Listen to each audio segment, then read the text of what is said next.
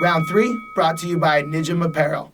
Dig deep, find your peak. Is it Tony time? Should Tony Furgerson keep fighting or should he go? Yeah, so is it time, Tony? Yes. You know, as someone that has been there, I've retired. It was hard. Like, I literally cried every time I retired. But I'm telling you, dude, you look terrible out there. You don't have the same, pose. You don't have the power. You're not the same monster.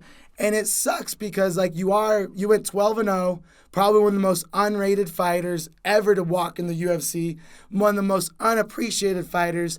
But whatever, I think maybe it's because they found his medication or something like that. He's just not the same monster. He almost has got a lobotomy out there, you know? I disagree. So look how he did against Chandler. That first round against Chandler, he looked really good. Yeah. He looked really good. I think it was kind of a fluke, that little front kick that knocked him out. So he looked good against Chandler. Yeah. I think Nate Diaz, he respected Nate too much. Even when Nate did a little slap and laughed at him, instead of getting pissed off and when he fought him, he was laughing with him. I think he had too much respect for Nate. Too much of a fanboy in that fight, you know what I mean? He was just I think he was just so excited to be there and be this main event. But then it was still though, he just didn't have any pop.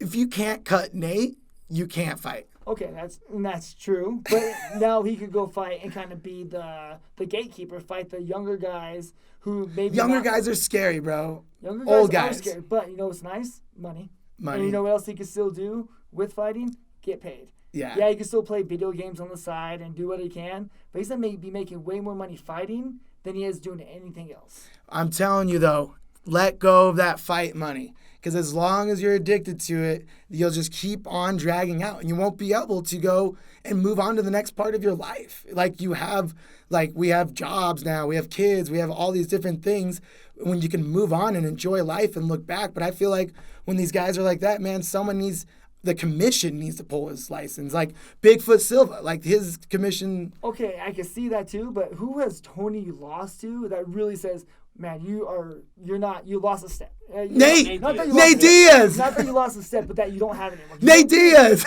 No, Nate Diaz still hasn't really lost anybody too terrible. Well, they're both 0-4, 0-5. Are you saying these guys who are... Nate hasn't looked good in years. Nate hasn't looked good in years. But they're still top 20 fighters. Are you saying just because you're not a top 20 fighter no more? That's true. You should no longer be able to fight. That's true, but I also think, yes, because no matter who he's going to fight is going to be savages. Yeah. The same thing, I want to keep fighting, but I'm going to have to fight these, Ben Saunders and all these tough-ass dudes. And I'm like, oh, wait, that's a lot harder than just being like, hey, I'm going to go get a paycheck, you know? So you think health's more important than money?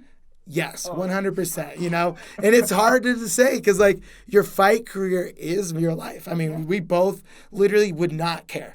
I might die cutting weight and fighting. Who cares? That's what I'm meant to do. But nowadays, we're parents and stuff, and you're like, dude, you go take, I want to live longer. I'll take a few punches here and there every now and again, but I'm not. Me too. I'll spar once in a while, get hit in the face. You still fight actively. Still take a few more fights, yeah. But you're mostly doing mortgages. Yeah, and I do know it's time to move on, but I'm not at the level that Ferguson still is. I think Ferguson still is at that level where he can make a huge payday where. Yeah, 50 grand. Exactly. So but as a giant UFC fan, if you watch that Tony win streak, that guy would have killed that Nate. Yeah. That guy, he's so far. He's lost 5 in a row now. Yeah. That is or was that his 6th one? That's his 5th in a row. Oh, 5th in a row. And then Nate was at 4 in a row, right?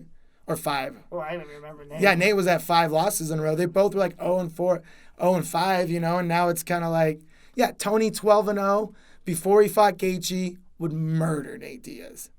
Murder him. But that Tony, it's sad, bro. I think it's just respecting with Nate. I think he didn't want to fight Nate. Yeah, but then the Chandler, he didn't want to fight Nate. He got thrown into a fight that he didn't even want. I think he maybe could have done good against the Leech. And he got thrown against Nate, who he loved Nate, OG.